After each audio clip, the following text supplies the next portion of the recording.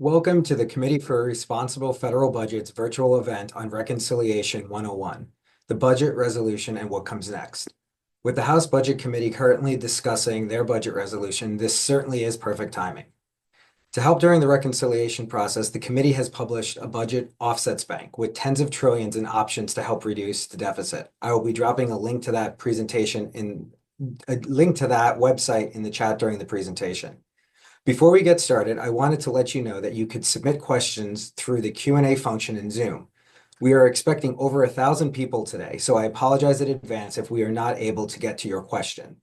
I also wanted to let you know that we are recording this event and it will be posted on our website tomorrow. It is now my pleasure to introduce Marc Goldwein, Senior Vice President and Senior Policy Director at the committee, who will be joining us in just one moment. Well, good afternoon, folks. I'm so happy to be here today. And as Chris said, we couldn't have better timing if we wanted. People have been asking us for months, what does this reconciliation all mean? And we're lucky enough that I can actually not only tell you what it means, but what is going on almost in real time. And I do hope someone on my team will interrupt me if a vote happens and everything that I just tell you is about to change. But I think we're in a steady state, at least for the next half hour or so. But let me kind of start with the same thing I tell you every time, with the same thing that the Committee for Responsible Federal Budget has been trying to tell you for years and decades. Our fiscal situation is bad.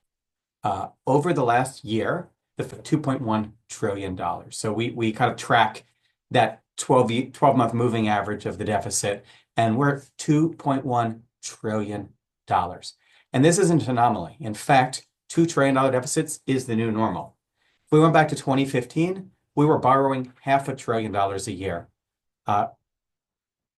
Going through the, excuse me, I see that my presenter is on the screen. Give me 1 second to fix my share screen here. Hopefully that's better, and someone will tell me if it's not. If you go back to 2015, we were borrowing $500 billion a year. If you go back to 2019, we were borrowing $1 trillion per year. Obviously, during the COVID pandemic and response, our borrowing spiked up to $3 trillion a year. But now the new normal is $2 trillion. We're likely to be close to it this year. We may come down a bit, but then we're going to go right back up. And these projections, by the way, that you see here are current law. Now, if we do proceed borrowing $2 trillion a year, it is going to add to the already mounting national debt. Debt historically has been about half the size of the economy. Of course, it's gone up and down. Mainly, it goes up during wars and recessions. And typically, outside of those wars and recessions, we work to pay it down. Not literally by paying down the debt, but by running balanced or neo-balanced budgets and letting ourselves grow our way out. That's not the case now. Debt today is almost 100% of GDP. In other words, what we owe is large as our total year's worth of production. And even under current law, it is headed to 150% of GDP in the next 30 years. That is 50% more than our previous record set after World War II of 106%. And unlike after World War II, the sky's the limit to how much it's going to continue to rise thereafter. This is bad for all sorts of reasons. I recommend you check out crfb.org. We have some great papers explaining all the threats to debt, but kind of fundamentally, debt pushes up interest rates. We're seeing that in mortgages. We see that in treasuries. We see that in the fact that the federal government now spends more on interest than on defense or on Medicare. Interest is our second largest government program. Higher debt slows economic growth and income growth. These are projections from CVO, basically find the difference between rapidly rising debt and stable debt is a third of income growth over the next 30 years. In other words, income will grow by a third less if we let our debt get out of control. And maybe the biggest fear is that debt could start to spin really out of control. There's a relationship, as you saw before, between debt, economic growth, and interest rates, but there's also a relationship between interest rates, economic growth, and debt. The higher our interest rates, the more it pushes up debt because it pushes up our interest costs. The slower our growth, the more it pushes up debt to GDP because the less debt we can erode. And the more debt we have, the more it pushes up the other two. And ultimately, these things can kind of spin out of control, create some kind of debt spiral, ultimately leave us in a fiscal crisis. What you see here is illustrative. We are not predicting a fiscal crisis in 2050, but nor, frankly, would I be surprised. We are on an unsustainable path. Now, luckily, Congress has a tool to address this unsustainable path. This tool is called reconciliation. We've been using it for decades to try to reconcile where we want the budget to be and where current law is. And we've historically used it for deficit reduction. Now, how does this work? Ordinarily, when Congress wants to spend money or cut taxes, first they pass a budget. When I say ordinarily, what I mean is under the process as written, Congress passes a budget. First, the president presents his or her priorities through their budget.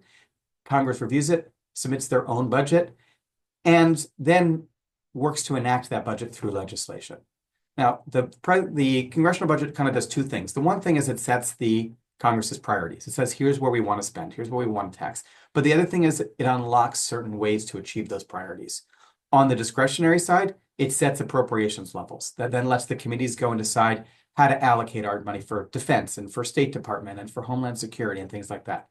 On the mandatory and revenue side, it has something called reconciliation instructions.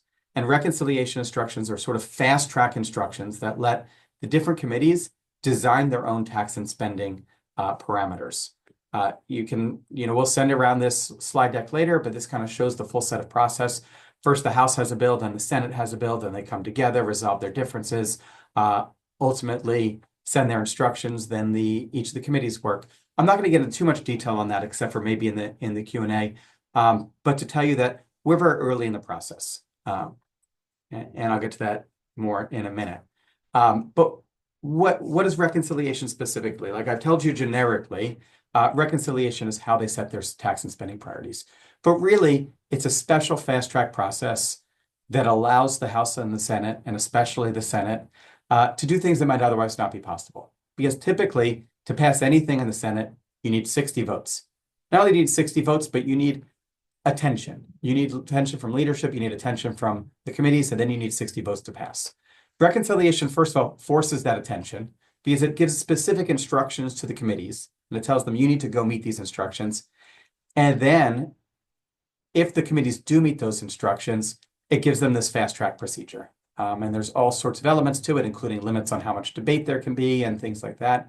But the key to this is that reconciliation legislation, in other words, a bill that the committees put together that meets these instructions cannot be filibustered. And so instead of that normal 60 vote threshold, all you need is 50 votes in the vice president, or 51 votes if you don't have the vice president, and you can pass it out of the Senate with a simple majority.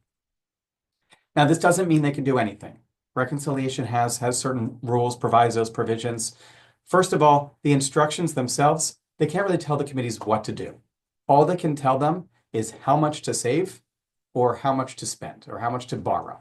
There's different ways they can set the instructions. They can do it as spending changes, as revenue changes, as deficit changes. They can also instruct changes in the debt limit.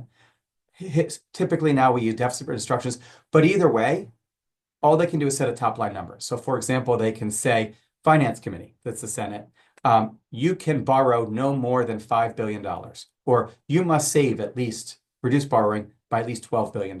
These are relative to current law.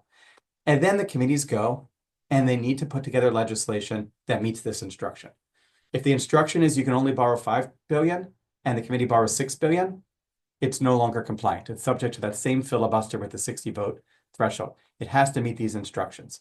It has to meet these instructions, but it also has to do other things. First of all, the committees can only make changes within their jurisdiction.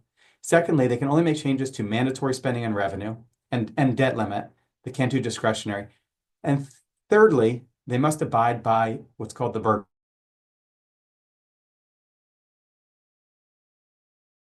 reconciliation. And within the Berg rule, there's sort of three criteria. The first is only budget-related changes. So everything they do, first of all, must actually have a revenue or outlay effect. You can't make changes that doesn't affect spending, that doesn't affect revenue. And secondly, that effect needs to be core to the policy. So for example, you can't pass a regulation that sort of down the line through a bunch of chain of events ends up costing the government more or raising the government more in revenue. The budgetary effect needs to be core to the policy itself. Secondly, the changes need to be on budget. And what that means is they can't affect Social Security. They can't affect postal. Social Security, obviously the bigger one here. There's a couple rules related to that. And then lastly, even though reconciliation can increase the deficit, there used to be a rule that said it couldn't, but reconciliation can increase the deficit within the budget window, typically 10 years. It cannot increase the deficit beyond the budget window. And so for the bills that we're talking about right now, they can add to the deficit from today through 2034. But starting in 2035, they must be either deficit neutral or deficit reducing. Any changes that add to the deficit can be struck from the bill. As I said, there used to be a rule that reconciliation had to reduce deficits. And even before that rule existed, that was generally how it was used. If you look at reconciliation, every single bill from 1980 through 1997 was deficit reducing. The one exception was in 1997, there were two reconciliation bills. Added together, they were still deficit reducing, even though one increased the deficit. That started to change in 2001. Still, as you can see from this chart, the majority of reconciliation reduces the deficit. But when we've increased the deficit, we've increased it a lot, right? We used the reconciliation to pass the Bush tax cuts in 2001 and 2003, the Trump tax cuts in 2017, the American Rescue Plan in 2021 under President Biden. They tried to use reconciliation in 2022 for the Build Back Better, which also would have been deficit increasing. Ultimately, they passed the Inflation Reduction Act, which was scored as deficit reduction and was probably pretty close to neutral, we know, after the fact.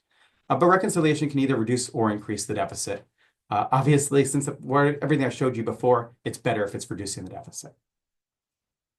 So where are we now? First of all, Republicans just won unified government. They run a majority in the House, the Senate, and the White House. And it's pretty standard. It's become pretty standard that when you have when you have both chambers and you have the White House, you do reconciliation. But there's sort of special pressure to do reconciliation right now because there are dozens of policies that are scheduled to expire at the end of the year. Most significantly, large parts of the Trump tax cuts, the 2017 tax bill, are scheduled for expiration. That includes all the individual rate cuts. It includes the 20% deduction on certain kinds of business income, the near repeal of the AMT and the Ps, the doubling of the child tax credit and standard deduction in exchange for dependent exemption, lower estate tax. It also includes some things that raise revenue, like the $10,000 cap on the state and local tax deduction and limits to the mortgage deduction. All these things are scheduled to expire at the end of this year. Extending them, by the way, for a decade would cost them $4 trillion. There's also a bunch of other changes. ACA subsidies, Obamacare, expanded Obamacare subsidies from the Biden administration that are scheduled to expire, and a bunch of other changes that either already expired or already come into effect, but there's a lot of interest in reversing them, going back to 2021 law. If you add all of this stuff together, we're talking about $5 trillion plus of not of things that have to pass. I mean, some of these are great policies, some of these are terrible policies. Most of them are expensive policies, but of things that there's a lot of political pressure to pass. President Trump has called for extending essentially all of these things, almost all of these things, but also doing more on top of that. He's called for more spending on defense and immigration and border security. He's called for a weaker SALT cap instead of that $10,000, something more. He's called for at times no taxes on tip, no taxes on overtime pay, no taxes on Social Security. Realistically, I think they're moving towards maybe lower taxes in some of those areas, and a number of other changes. If you add all these together, on the high end, we could be talking about $12 trillion over a decade. There is a tremendous amount of pressure to spend more and to cut taxes. But cutting taxes and spending more has consequences. If we were to extend that sort of $5 trillion I showed you before, instead of rising from 100% of GDP today to a record 118% within a decade, debt would rise twice as fast to 133%, almost twice as fast. And over the long run, would start to spiral out of control a lot more quickly because of the upward pressure on interest rates. If we sort of take the full Trump agenda, we may be talking about debt as high as 150% of GDP. That's unprecedented. That's Japan levels. And that's frankly recipe for disaster in pretty short order. And so there's these competing pressures. On the one hand, policymakers want to extend all this stuff and offer more tax cuts and more spending increases. On the other hand, doing so without offsets could explode our already unsustainable debt. That brings us to the budget resolutions, where both the House and the Senate are struggling with how do we balance these priorities? And they have different ideas. The House wants to do what I think has been termed the one big beautiful bill strategy. The House Budget Committee reported out their own budget resolution on the day before Valentine's Day, and they are going to vote as soon as today in the full House. And I think they hope to pass something. We will see if that comes to be.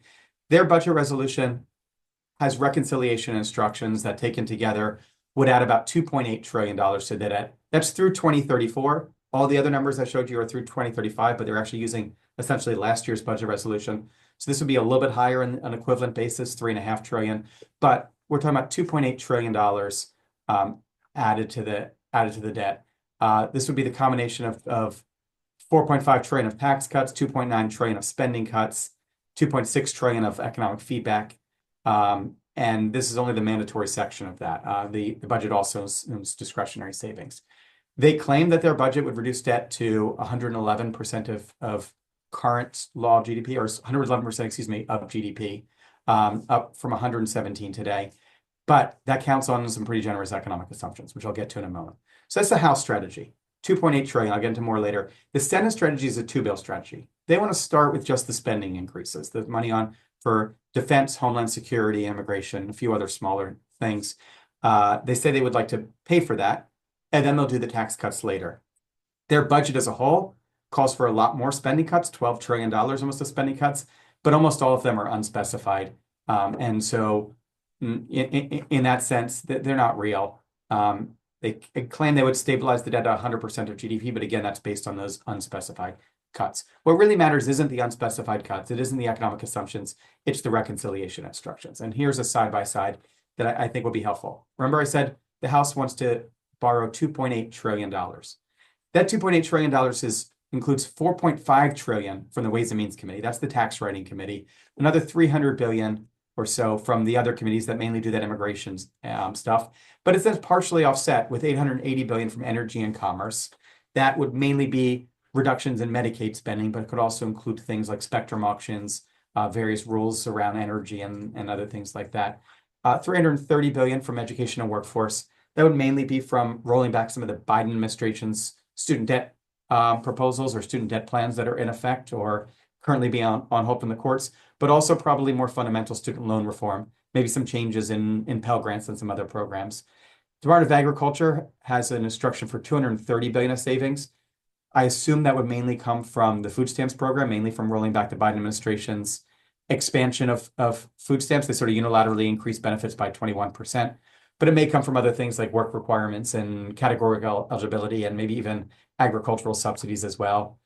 There's another $50 billion from other committees, and then there's sort of $500 billion to be named later. They agreed they're going to do additional $500 billion. It's in the instructions, but they haven't decided where it's going to come from. This gets you to $2.8 trillion total.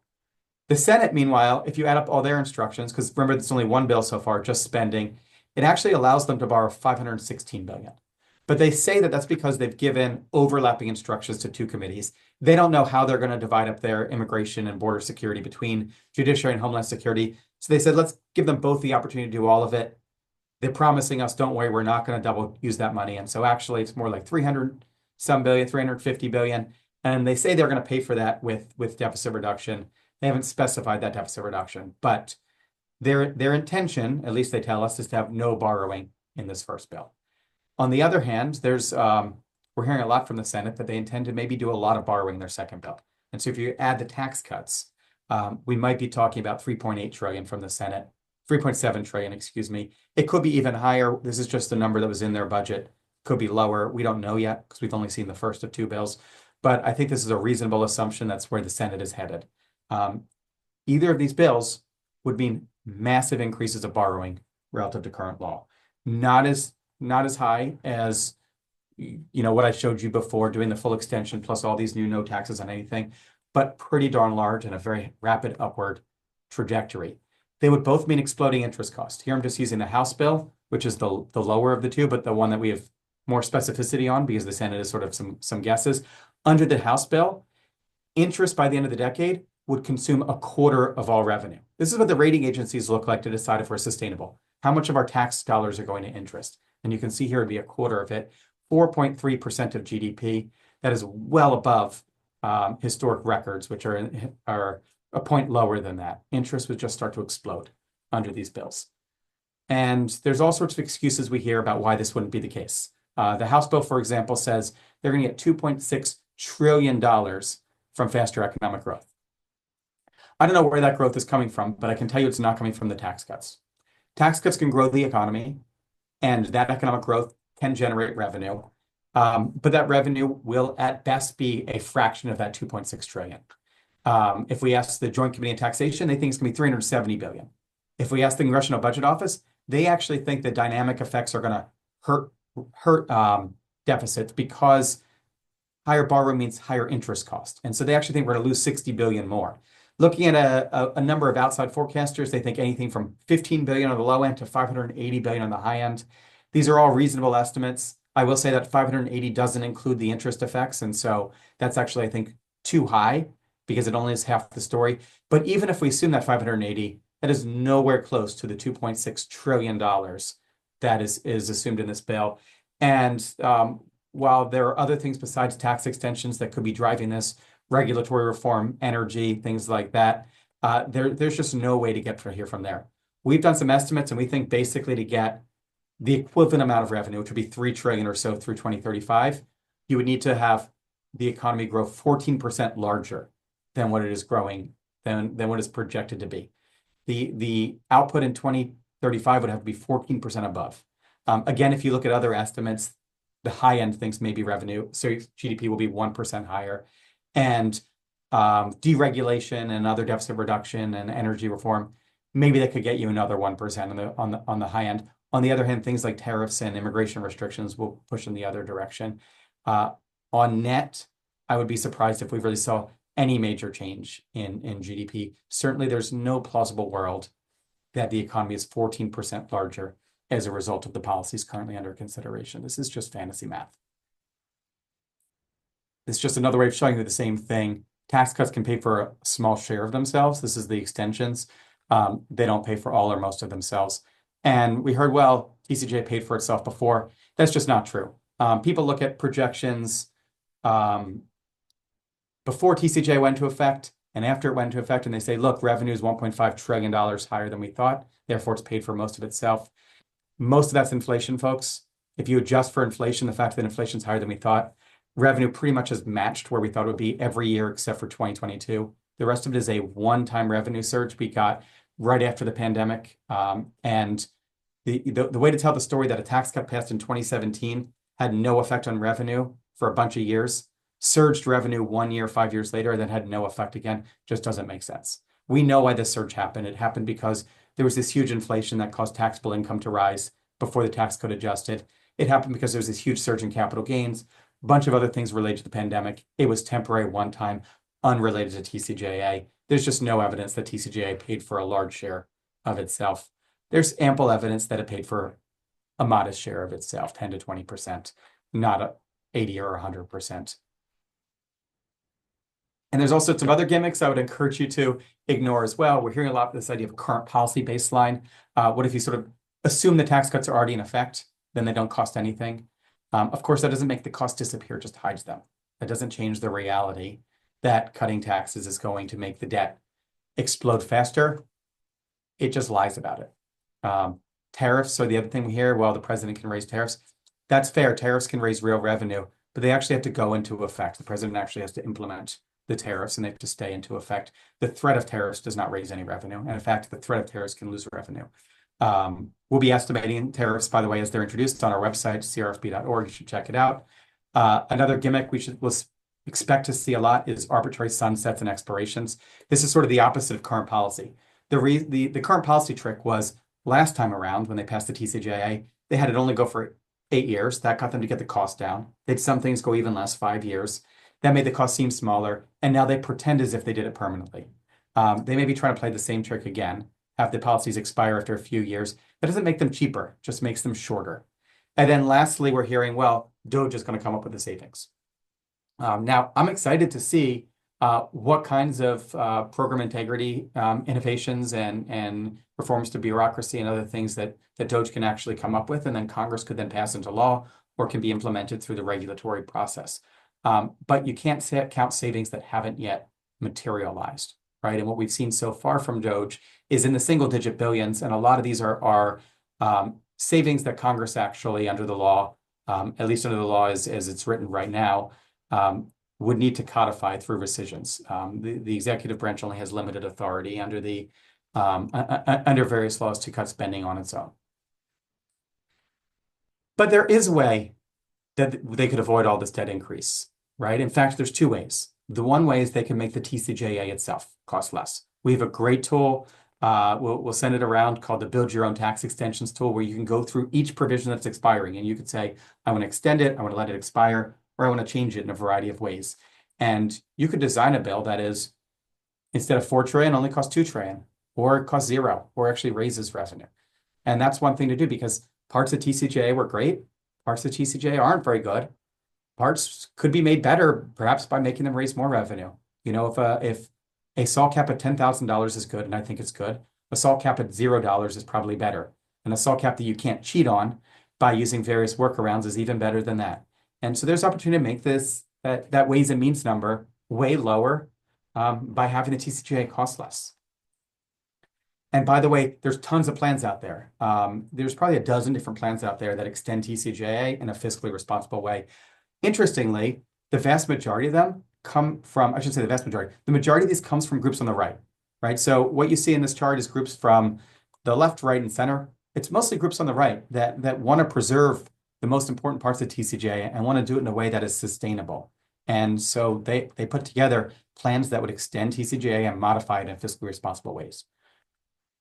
But the truth is, you could actually have TCJA itself still add to the deficit, but have deficit reduction overall. You can do that with offsets, right? Not only by making TCJA more efficient, but by raising revenue outside of TCJA, whether that's cutting tax expenditures and loopholes, or improving tax compliance, or going after some of the tax credits in the Inflation Reduction Act, you name it. There's plenty of ways to raise revenue that could help offset TCJA. There's tariffs we talked about before, you could legislate those. There's also things we could do on the spending side. Reversing various executive actions President Biden put into effect, that alone could save about $1 trillion. There's trillions and trillions we can get from making Medicare more efficient, whether it's moving to site-neutral payments between hospitals and doctors' offices, or removing sort of excessive payments to Medicare Advantage plans.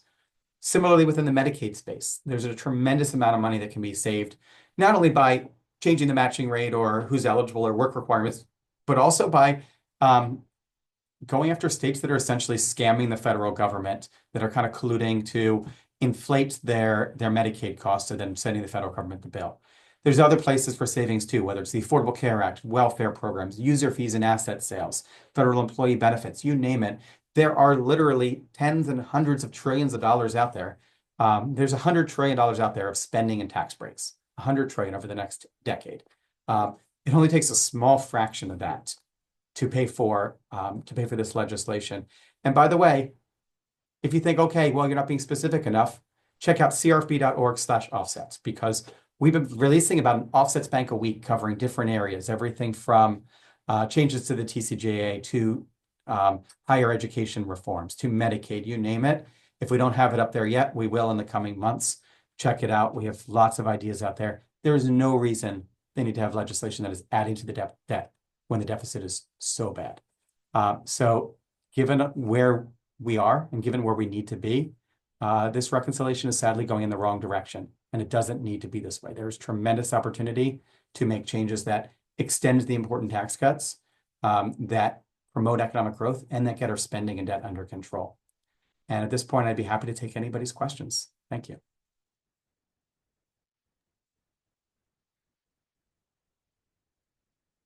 Hello. Okay. Thank you so much, Mark. We appreciate that presentation. We're now going to go into questions. Like I said at the top, we have a lot of questions. We're not going to be able to get through all of them, but a bunch of people were asking about very specific offsets and how very specific changes to reconciliation could change the overall score. So I would like to just direct them to what Mark has been saying to our offsets bank. We have many specific examples for all of these different questions, and you could find them there. If not, just reach out to us, and we'll be happy to get you an answer. So our first question comes from John N. What are your perspectives on the impacts to the defense budget, especially given the review for potential reductions that were recently ordered? Sure, it's interesting. So under normally, defense is funded entirely on a discretionary basis, meaning the appropriators appropriate the money every year. Under the Fiscal Responsibility Act, defense is allowed to get a 3% increase this year, which is a bit above inflation, not very much, sadly, because we haven't gotten inflation under control. But that requires us to actually pass appropriations. If we keep doing short-term CRs, it actually gets a significant reduction. But here's where it gets even more complicated in two ways. The first is, unlike during the normal process, this House and the Senate both want to fund the Defense Department in part on a mandatory basis. This is allowed. They're both talking about the Senate explicitly, and I think the House is hinting at it, about maybe 4 years of extra money at somewhere between $20 and $50 billion a year, depending on how it's going down. That would allow the Defense Department to increase its funding. On the other hand, the Defense Department, like all of government right now, is potentially going through sort of a big reorg. And there's talk from the Secretary of not them cutting at 8%, but of them finding 8% to cut and to reallocate. I don't know if 8% is the right number, and they're talking about 8% a year, so it'd be 8, 16, 24. I'm not sure if that's the exact right number, but we should be reviewing our defense spending and reallocating. That's part of budgeting, and that's part of governing. It's not about higher or lower necessarily. It's about getting the spending right. And overall, where do I think this leads us? I hope that we do this reorg process, and in the process, we find some waste that can be reallocated, and some waste can go to deficit reduction, because our debt is in such dismal space that I don't think any part of the budget should really be exempt, at least from scrutiny. And defense is our fourth largest spending program, or third largest if you don't count interest. Great, thank you for that answer. Larry R. wants to know, what does the budget and economic assumptions look like if no tax extension occurs at all and all provisions expire? Yeah. So generally speaking, CBO, the Congressional Budget Office, the Federal Reserve, and others expect we're going to grow over the next decade at about 1.8% per year. That's real growth. Maybe we'll grow at 2%, maybe we'll grow at 1.6%. I don't think you should take that exact number as sort of a given, but that's the neighborhood of where we're growing. The tax cuts expiring, when they happen, will probably cause some contraction, some reduction in that growth rate in the year they expire. In other words, when they expire that year, if it was going to be 1.8, it might be 1.6. But the tax cuts that are expiring aren't the particularly pro-growth ones. The most pro-growth parts of the TCJA were the things that were permanent, the rate cuts to the corporate side, the corporate rate cuts, or the things that are kind of already phasing down the bonus depreciation. And so the things that are expiring aren't sort of particularly the pro-growth parts. And so what I would expect is over the long run, expiration of most of those tax cuts would actually be good for growth. The reason being that it's a one-time hit. And yes, those higher rates will discourage work a little bit, but the lower debt will actually help improve economic growth relative to the higher debt.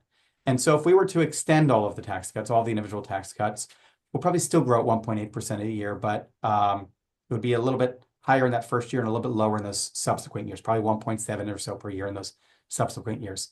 If we were, on the other hand, to come up with like really smart extensions, kind of like the most beautiful extension policy, we could probably get to 1.9%, maybe 2% a year. If we were to couple that with some really good spending cuts that are really thoughtful and pro-growth and deficit reducing, maybe we could get to 2% or 2.1%.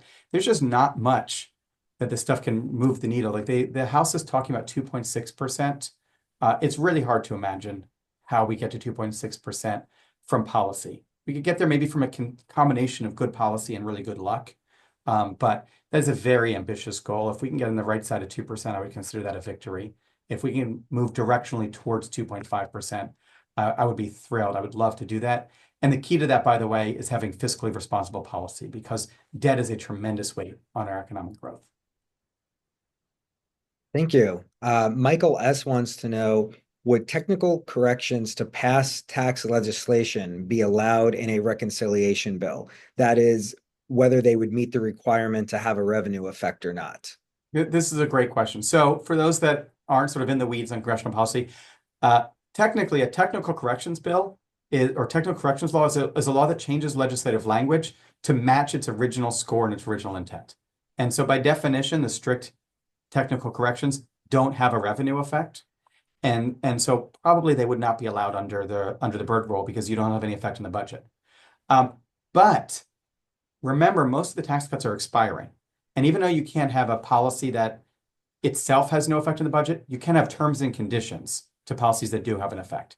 And so technical corrections that were made sort of on a forward basis, technical corrections that were applied along with extensions of various policies, those probably would be kosher. And I say probably in both these cases because I'm really hedging. This is up to the parliamentarian to judge, and the best Republicans and the best Democrats will come and make their best arguments, and the parliamentarian will evaluate, is this budget germane? Is this not budget germane? Is this incidental? Is this not incidental? And she'll make the call. But my guess is sort of a strict backwards looking technical corrections package would not be allowed under reconciliation.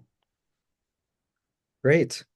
Dave W. wants to know what, if anything, is in the bill to address the huge structural deficit, like a fiscal commission or something of that nature. No, I mean, on net, both the House and the Senate would allow the debt to go much higher than it already is under current law. Now, that doesn't mean that they don't have certain things that would be deficit reducing. In particular, the House does call for pretty substantial instructions for savings from education, agriculture, energy and commerce, and oversight. And for education, I think it would mainly come from what I think, I've talked to the folks in the House and the Senate, and they've put out legislation before, so we know where they're headed. They're looking at, I think, some pretty thoughtful student loan reform that could really improve that program, that could make it much better targeted, much more focused on accountability, and much more cost conscious. That would be good. In the energy and commerce space, we maybe have less clues on exactly what they're looking at, but we do know there's a tremendous amount of spending we do on Medicaid, and a lot of that is because states are sort of inflating their match, or because we have high match rates for certain things that don't necessarily make sense. And so there's ways to get Medicaid costs better under control, to slow that growth under this reconciliation. And so there are individual things that can improve our outlook. The problem is the Ways and Means is being allowed $4.5 trillion spending increase. And so even if we have, or deficit increase, excuse me. And so even if we have 2 trillion of deficit reduction elsewhere, when you add it all together, we're talking about a $2.8 trillion increase to the debt. And I didn't get this in my talk, but I just want to say, to editorialize for a minute, that $4.5 trillion Ways and Means number is crazy. Extending all of the expiring provisions over the period they'd be allowed to without adding to the debt, because by the way, they can't really do permanent tax cuts because of their numbers, would cost about 3.3 trillion. If you add in the business provisions, it would cost about 4.1, right? So it'd be 4.1 trillion to do all of the extensions and revivals they want to do. And they're giving themselves a 4.5, despite the fact that Ways and Means Committee not only has jurisdiction over those tax cuts, they also have jurisdiction over the $20 trillion of tax breaks over the next decade, right? And so they have jurisdiction over all the revenue. There's plenty of offsets. They have jurisdiction over all of the Obamacare subsidies, which Republicans have said they would like to scale back. They have jurisdiction over the IRA, the Inflation Reduction Act, energy tax credits, which Republicans have said they want to scale back. They have jurisdictions over Medicare, which is the second largest government program, which has a tremendous amount of waste. They have jurisdiction over welfare programs. There's so much money in Ways and Means. The idea they would need to add $4.5 trillion to the debt is frankly nuts. They should be able to do everything they want for $2 trillion or less without a problem. Great. That actually answered the next question I was going to ask from Tyler E. So let's move instead to Tom M. How can we, the people, prevent the reconciliation process from being abused? Is there a good reason for the way that the process is currently set up? Yeah, so the current process is already being abused because reconciliation is supposed to be part of a broader budget discussion. The idea is the House and Senate are supposed to actually agree to a budget, and that is supposed to be their actual plan for the future. Now, does that mean that they fully achieve their plan each year? No, often they don't. But the goal is that they should always be working toward that plan. and reconciliation is supposed to help them work towards their budget plan. So simply by not sort of treating the budget with the respect that it deserves as your actual plan, it's already being abused. To then talk about things like arbitrary expirations and current policy baselines and other things like that, choose your own scorekeeper, stuff they may do, that's further abuse. And I think where we are now is let's prevent further abuse. And how do you do that? First of all, I think sort of flood the zone with the facts, right? And that's what CRFB is trying to do. Like if they use the fake numbers, we use the real numbers. Flood the zone with the facts. Secondly, what you can do, show up at town halls. Tell them, why are you doing this? Like, why are you burdening my grandchildren with an extra 2.8 trillion? Thank you for it not being 4 trillion. That's a start. But my grandchildren don't deserve an extra $2.8 trillion of debt. Why aren't you taking seriously that Medicare is only 12 years from insolvency? Why are you spending as much in borrowing for the tax cuts as you should be saving to secure Social Security for future generations? You need to kind of confront them. Calls are good. Town halls are better. We need an honest process here, but we also frankly need a responsible process. Great. A few people have asked, and this is definitely a tough question, but what scenarios need to occur in order for our elected leaders to have the political willpower to finally make the important systemic changes to put our budget on a path of fiscal stability? Our co-chair Leon Panetta always says you either kind of govern by leadership or you're governed by crisis. I'm afraid that you actually now need both at the same time, and you might even need two crises and leadership at the same time. So we're going to work to try to get this in the leadership end because we don't want a crisis. And there are a lot of members that really do care about this. And some of them actually have worked really hard, again, to turn that 4 trillion to 2.8 trillion. That's not a victory, but like that's a big improvement. And so there are some members that are working to try to make things better or at least less worse. But what I worry about is that it is going to take some kind of crisis, and it might have to be, or it might end up being the combination of some kind of trust fund crisis. The trust funds run out of money, and economic pressure, where we're already seeing this with interest rates rising, but they could rise a lot higher or on a lot more sustained basis. And even at that point, you need leaders to come in and say, okay, we're willing to solve this. We're not going to lie to you about what it takes. Like somebody's going to pay more taxes than they're expecting. Somebody's going to have to get less in certain kind of benefits than they're expecting. We can do a lot of this by making our healthcare system more efficient. We can do some of this by, cutting waste and abuse and fraud in other areas of government, but like we're gonna make tough choices. And so I think we might sadly need a combination of the leadership and the crisis. And gosh, I hope I'm wrong. And I'm gonna work every day to try to solve this on the leadership side. Amy and a couple of other people actually asked this specifically about border security and how it could be included in reconciliation. Is it not discretionary, and will it not wind up being removed by the Byrd rule? Yeah, so the difference between discretionary and mandatory is how it's classified when you spend it. In other words, while traditionally we fund things like defense and border security through discretionary, they absolutely can be funded through mandatory pots, and we've done that a lot. We think of mandatory programs as sort of autopilot entitlement programs, and most of them are, but we also have mandatory appropriations where we say, here's a specific amount of money. And so we can just go to, the Homeland Security Department and say, here's a $50 billion pot of money. We're appropriating the mandatory side. You can use this alongside your discretionary funding for these means. And so that should be okay. Where that becomes a Byrd problem is sort of immigration regulations. Because remember, it's not just you have to have a budget effect, it's that the budget effect has to be kind of core to the policy. It can't be merely incidental. And so where they may have a problem is, for example, changing the number of visas or changing various rules for immigration. That may run into Byrd rule issues because they may say, yes, it has budgetary effects, but this isn't really a budget policy. And so you got to do this elsewhere. Great. So Morgan wants to know, and this is a question I think a lot of people want to know, is can you explain the difference between current policy and current law baselines and how that affects this whole process? Yeah. So the CBO, Congressional Budget Office, uses what they call a current law baseline. The general idea is they project forward how the budget will be if the laws that are written today for tomorrow, today and tomorrow, stay in effect. And so, for example, that would mean if the tax cuts are scheduled to expire under the law, they assume they expire. Now, this is a general practice, but there are places that the baseline does break from strict interpretation of current law. For example, there are some spending programs that we have to reauthorize, and some taxes, actually, we have to reauthorize every few years. They assume they're sort of extended, that the reauthorizations happen. As another example, they assume that we can keep borrowing, even though technically there's a debt limit that says we can't borrow after a certain amount. And so it's not a strict current law baseline. But what's really important about this baseline is that any assumptions that deviate from current law are assumed throughout the process. And so when we authorize temporary legislation, they assume it's permanent when they cost it to us. And so the extension costs nothing because we paid for it earlier. Switching to a current policy baseline would basically say, give or take, we're going to take the law that's in effect today, and we're going to assume that law continues at 2025 parameters rather than at the parameters that are scheduled for the future.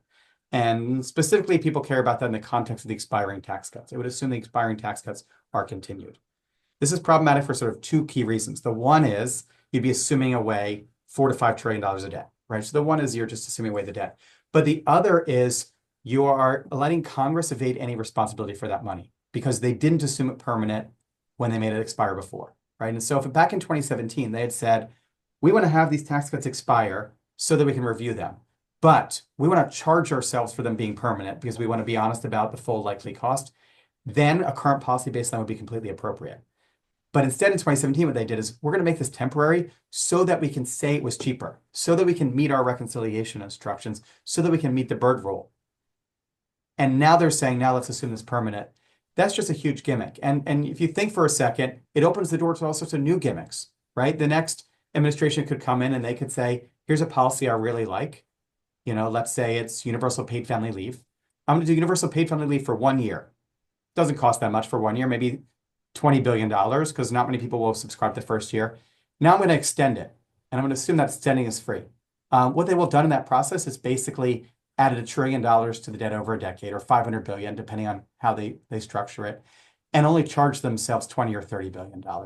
That kind of gimmick is exactly what we're talking about with current policy, and it opens Pandora's box to unlimited free borrowing. Great. Reynold S. wants to know if you can unpack the 880 billion in healthcare savings in the House proposal and kind of talk about what's feasible and what it includes. Yeah. So remember, reconciliation instructions are just numbers. So all the House proposal says is that the Energy and Commerce Committee has to save $880 billion. Does not say where it has to come from. Technically, that could come from most parts of Medicare, Medicare Part B, D, and Medicare Advantage, everything but Medicare Part A, any part of Medicaid. I believe the Children's Health Insurance Program, most of our energy policy, and some other things in the commerce space, for example, from spectrum auctions. Realistically, energy and commerce doesn't usually do a ton of final legislation in the Medicare space. So they may do some, maybe especially around drugs, PBMs maybe, but my guess is they're mainly going to focus on those other areas. I don't know how they're going to get it. I mean, I can give you some guesses as a starting point. There's $50 to $100 billion of sort of easy money from auctioning spectrum. I imagine we've been doing this for a while. The authority's expired. I imagine we're going to do that. That's sort of an asset sale. There's another maybe 150 billion of easy money from various energy policies, especially if they're under the Byrd rule allowed to reverse a sort of emissions rule from the Biden administration. So that now leaves us with 600 billion left, give or take, 500 to 600 billion. That's going to have to come from mostly Medicaid, probably. And we've heard that they're going to do work requirements. Depending on how they structure those could be 50 to 150 billion dollars.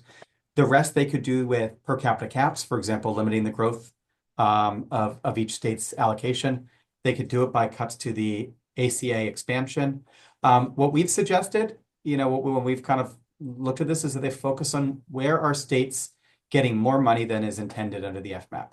And the key place we found is something called a provider tax. We call it provider tax scam. The way it basically works is this. A state has a service they want to pay. They want to pay a hospital $100, right? That's how much it costs. And they know the federal government's going to chip in half. The federal government's going to pay 50 out of their 100. So instead, they go to the hospital and they say, tell you what, instead of paying you 100, we're going to pay you 120. Then we're going to tax you back that 20. So they're basically still paying this hospital the same 100, but they get to tell the federal government it costs $120. Instead of getting $50, they get $60. Where it gets even more complicated is they then say to the hospitals, okay, how about we let you keep two of those extra dollars? And so they both benefit, and they're kind of taking money from the federal government by cheating their costs. If you were to kind of close that loophole completely and immediately, you could save $700 billion over a decade. If you were to close other similar loopholes, you could probably get to 800 or 900 billion. I don't think that's feasible to do that immediately because states are so used to these that they count for the money, they count on them for their money, and they can't just kind of turn it off overnight. But we can start to phase those down, put strict strictures on them that get tighter and tighter over time. And that's where I would suggest they look first for their Medicaid money. Great. We still have a lot of questions and we're coming up on time, but Mark, if it's okay with you, are you able to extend to maybe 3:15? We have hundreds and hundreds of people still logged on asking questions. Sure, happy to do it. Great. So let me try to combine a couple of questions into one. A lot of people are asking kind of how reconciliation interfaces with the debt ceiling and also with the fact that we still don't have appropriations set for this fiscal year. Can you kind of just explain how all of those different things kind of fit together? Can the debt ceiling legally be included in a reconciliation instruction also for Byrd rule considerations, and just talk more about all of those different pieces? Yeah, so there's actually can be four different types of reconciliation instructions: spending instructions, revenue instructions, deficit instructions, and debt ceiling instructions. So while neither of these budget resolutions actually call for an increase in the debt limit, they could. And that may be an amendment that's added on. The question here isn't sort of a Byrd rule question, it's a political question. The political question is, do Republicans want to increase the debt limit on a unified basis, or do they want to try to come up with some kind of bipartisan deal with Democrats to do it, right? And this is a vote counting exercise. It's also determines how you structure it, because reconciliation, we think you have to set a number, whereas if you do it on a bipartisan basis, you can do like suspend the debt limit. But this is a political choice they'll have to make. Either way, the debt limit is going to have to be raised sometime in the next 6 months or so. Maybe we can go a little further. We actually have already hit the debt limit. We're now at the place where the Treasury Secretary is using kind of these special, they call them extraordinary measures, but they're not very extraordinary. We use them every time now to buy time. They don't have to buy that much time because in about a month, we're going to start getting those April tax payments. So they just got to buy another month or so. And then they're going to start getting these big tax payments as people start paying their taxes. And that's going to get them to the summer or the fall. But sooner or later, we are going to have to raise the debt limit. And there's no plausible amount of deficit reduction that's going to happen, whether it's from reconciliation or from DOGE or from tariffs, that is going to be large enough to prevent the need for an increase in the debt limit, whether it's on a partisan or bipartisan basis. As for the appropriations, it's maybe not technically, I mean, I think technically you could let all appropriations expire and have a reconciliation bill that does it all on the mandatory side. I think that's technically possible. Nobody's seriously considering that. And I think it would be kind of a mess and a very administratively difficult. So, you need 60 votes to pass appropriations. Democrats and Republicans are going to have to agree either on a short-term extension, a long-term extension, or the real bills, or we're going to have a shutdown. Great. Well, not great. Definitely scary stuff. But this is kind of apropos. A Hill staffer is asking, will the budget resolution of FY25 be still effective even after the end of September 2025? So like if they don't pass it before the end of September, will it still be viable? That's a great question. That's a very good question. I don't know the answer to. I can't recall if it goes through the end of the fiscal year, if it can kind of keep being in effect after that. Hopefully somebody in my staff can text me, let me know the answer, and then I'll let you know. Yeah, it is a very technical question. So let's go to Robert D, who's asking if there have been instances when tax cuts have actually grown revenues.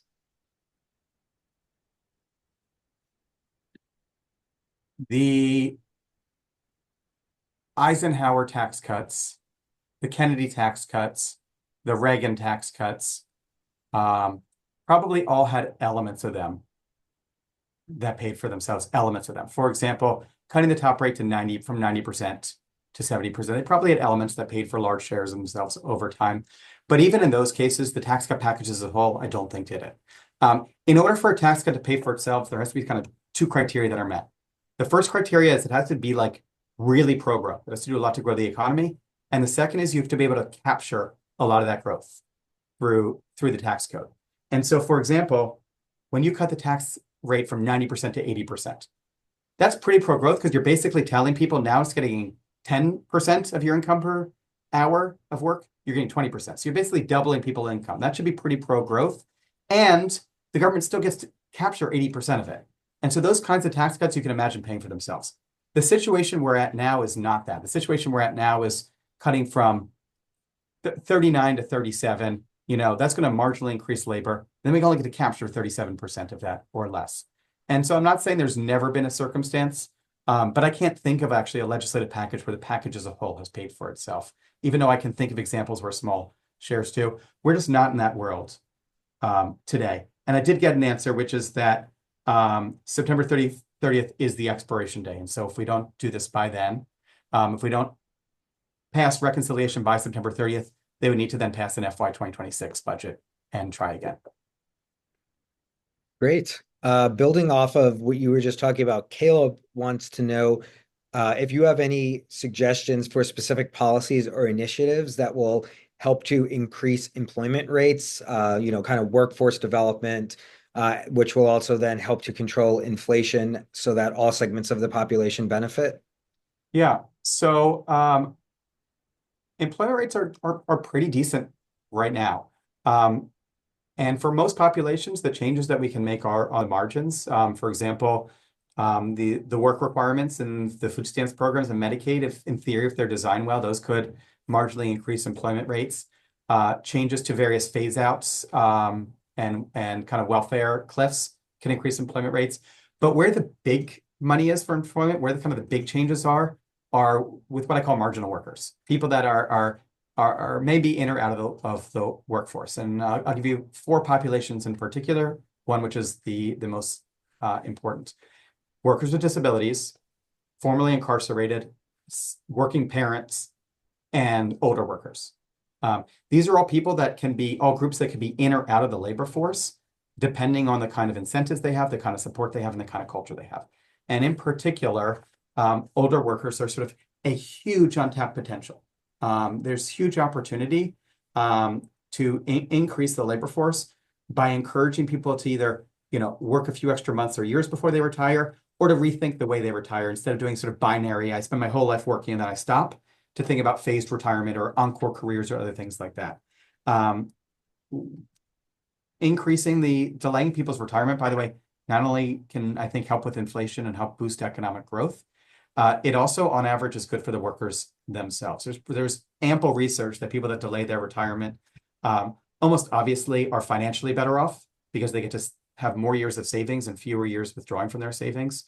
There's a study, I think, from Urban Institute that delaying your retirement by a year increases your income by 9% in each subsequent year. But there's also pretty good research that they're better off on a variety of other fronts. They are physically healthier as a result of working longer. Again, this is on average. They're mentally healthier because they're spending more time, using their brains. They have stronger social networks because they're around people more and they have more friendships. They spend less time drinking, less time watching TV, lower divorce rates because they're not home annoying their spouse all day. For sort of on all of these fronts, they actually live longer.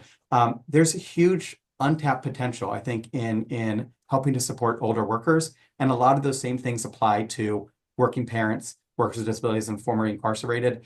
But it requires real strategy. It requires more than just raising the retirement age, for example. It requires, although I'm for that, it requires changing the way we think about work and how binary it is to something that's a lot more fluid and gives people the flexibility they need to make the choices that are best for them.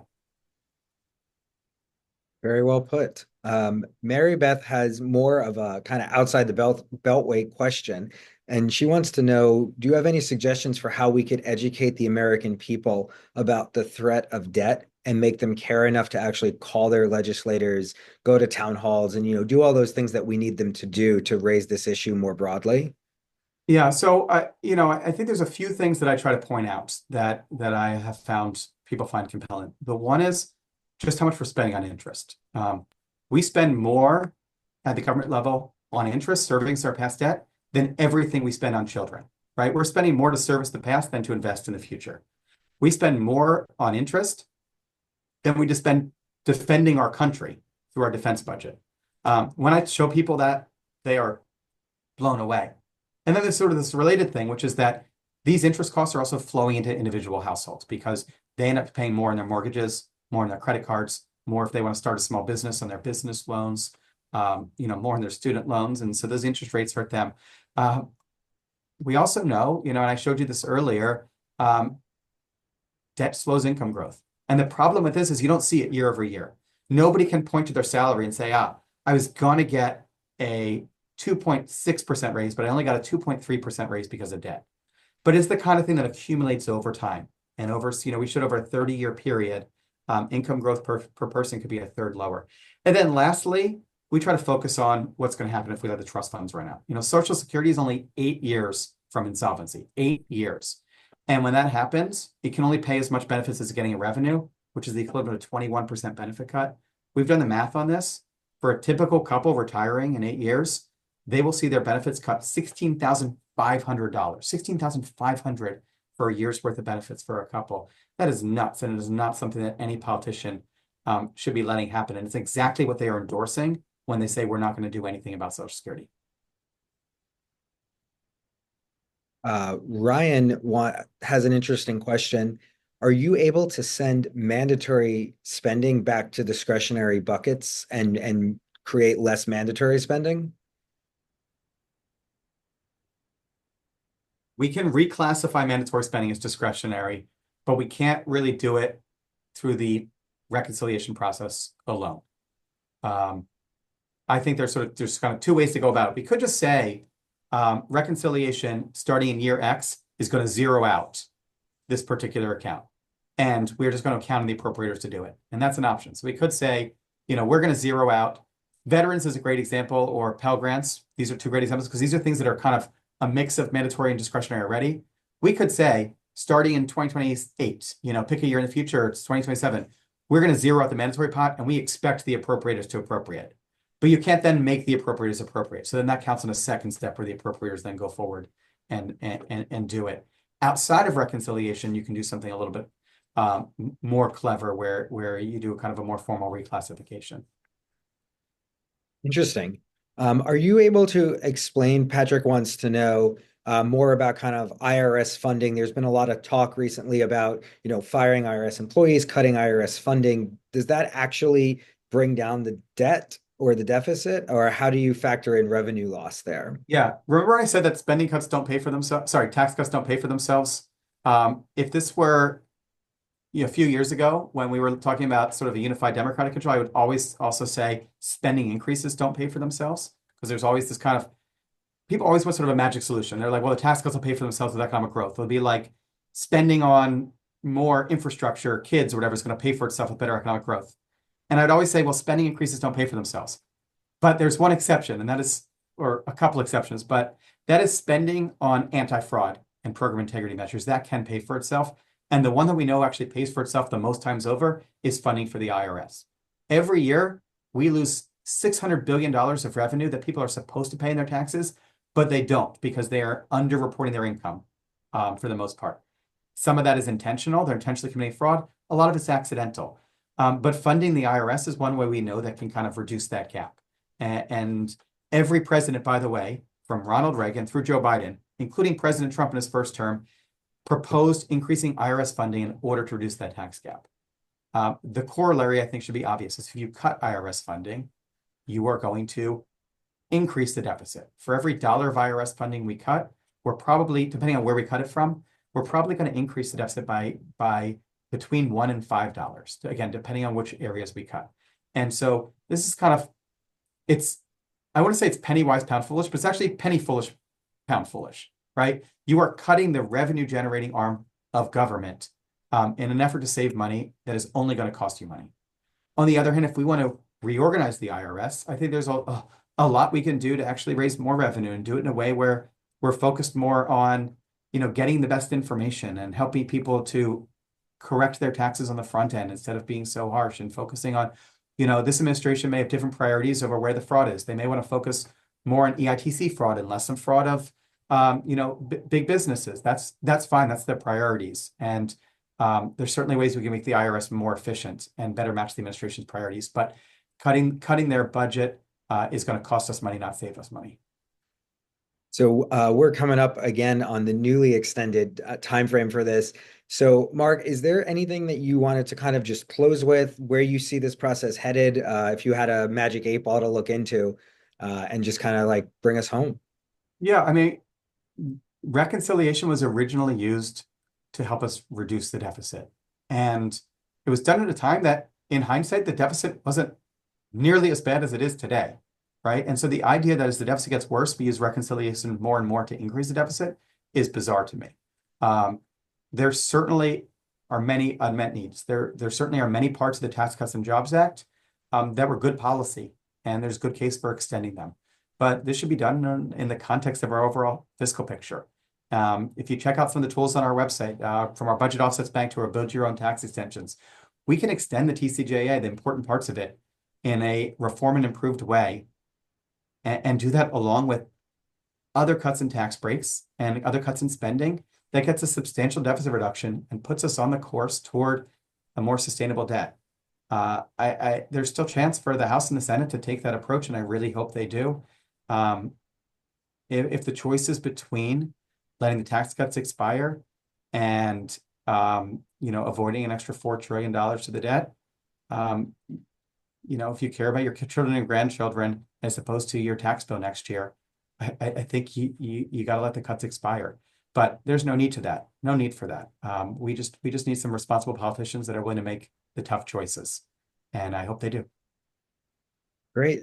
Thank you so much, Mark, for your time and for going through that great presentation and then all of these questions. Again, apologies to any that we didn't get to. There were a ton of questions, way more than we ever could have gone through. I did want to address a couple of more technical things. We will be posting the video to our website as well as the slide deck.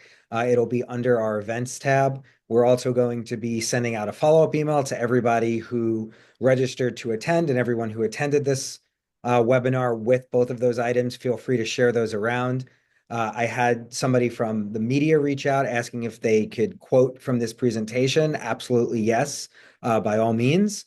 And also we have a whole section of our website dedicated to media. So if you wanted to reach out to get more information or potentially get additional quotes or members of our staff involved, please go ahead and do so.